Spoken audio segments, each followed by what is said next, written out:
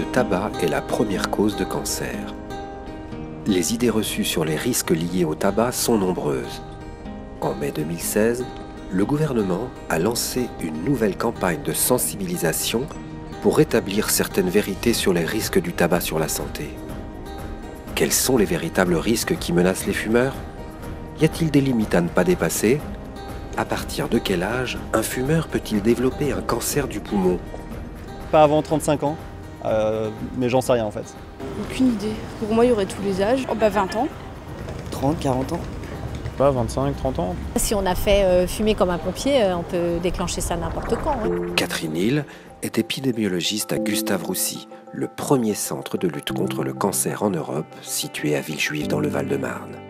Elle est spécialiste de l'étude de la fréquence et des causes du cancer.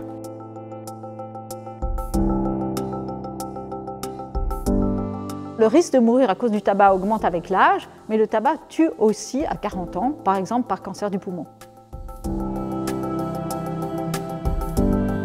Non, fumer 4 cigarettes par jour, ça n'est pas raisonnable, d'autant plus que le risque dépend beaucoup plus de la durée que de la dose. Si on double la dose, on va doubler le risque, et si on double la durée, on va multiplier le risque par 20. En 2010, on compte 78 000 morts dues au tabac, dont 60% de cancer et pour le reste des maladies cardiovasculaires et respiratoires. Les méfaits du tabac sont donc considérables. Les personnes qui fument régulièrement ont 2 fois plus de chances de mourir qu'un non-fumeur chaque année. Un fumeur sur 2 sera tué par son tabagisme et les fumeurs perdent 10 ans d'espérance de vie.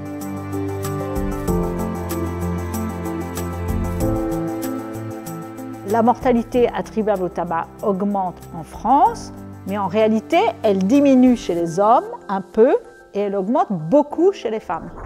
Mais en réalité, pour prédire ce qui va se passer dans les 10 à 40 prochaines années, il faut regarder la mortalité par cancer du poumon vers 40 ans.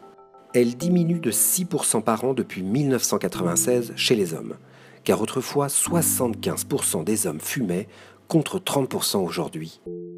Mais chez les femmes de 40 ans, la mortalité par cancer du poumon a augmenté de 10% par an entre 1984 et 1999. Elle baisse de 2% par an depuis.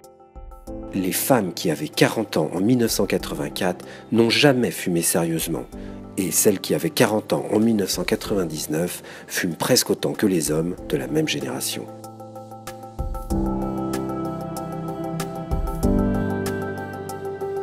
Les chiffres vont rester élevés encore longtemps. Les femmes qui se sont mises à fumer en masse dans les années 70 atteignent des âges où le cancer frappe davantage. Plus on vieillit, plus on a le risque d'avoir un cancer. Chez les hommes aussi, les risques vont rester élevés. 30% des hommes fument et cette proportion ne baisse pas. Les perspectives ne sont vraiment pas bonnes.